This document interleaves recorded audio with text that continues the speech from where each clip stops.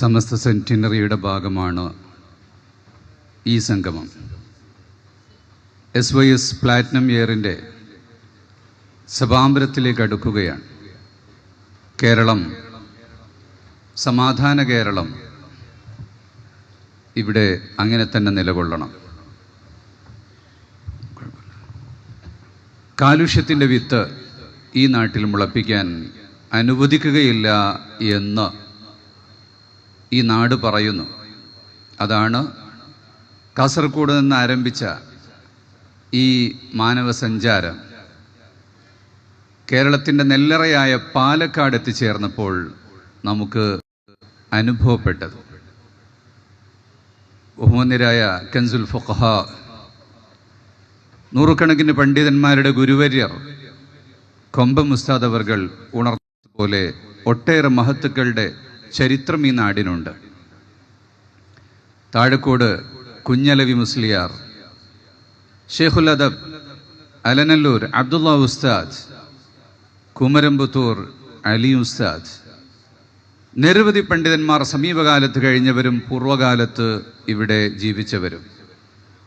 മണ്ണാർക്കാട് ഒരു കാലത്ത് കേരളത്തിൻ്റെ ഏറ്റവും വലിയ വിദ്യാഭ്യാസ കേന്ദ്രങ്ങളിൽ ഒന്നായിരുന്നു. വാഴക്കാടിന് ശേഷം ഏറ്റവും വലിയ എഡ്യൂക്കേഷൻ സെൻറ്റർ മണ്ണാർക്കാടായിരുന്നു എന്നും കേരളത്തിലെ ഏറ്റവും വലിയ വിജ്ഞാന ഗുരുക്കൾ ഇവിടെ അധ്യാപനം നടത്തിയിരുന്നു എന്നതും ചരിത്രമാണ്. വിദ്യാഭ്യാസ രംഗത്ത് വലിയ പരിഷ്കാരങ്ങൾ വരുത്തിയ, മാത്തമാറ്റിക്സും ഫിലോസഫിയും ലോജിക്കും റീസണിങ് സയൻസും ടൈം സയൻസും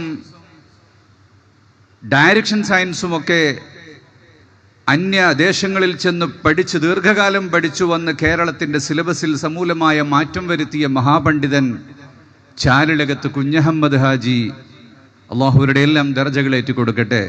അവരുടെ അവസാന കാലത്ത് അധ്യാപനം മണ്ണാർക്കാടായിരുന്നു എന്ന് ചരിത്രം. ഇതെല്ലാം ഈ നാടിൻ്റെ പ്രബുദ്ധതയെയാണ് അറിയിക്കുന്നത്. ഈ പ്രബുദ്ധ മണ്ണിൽ ഇന്ന് മാനവസഞ്ചാരം വന്നു നിൽക്കുമ്പോൾ സാഹിത്യകാരന്മാർക്ക്, ജനപ്രതിനിധികൾക്ക്, അതേപ്രകാരം മഹത്തുക്കളായ പണ്ഡിതർക്ക് എന്താണ് നമ്മോട് പറയാനുള്ളത് എന്ന് കാതോർക്കുകയാണ്.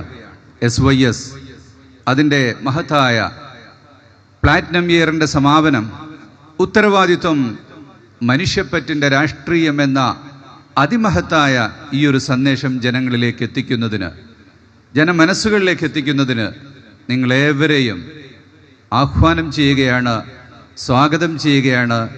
അഭിവാദ്യങ്ങൾ.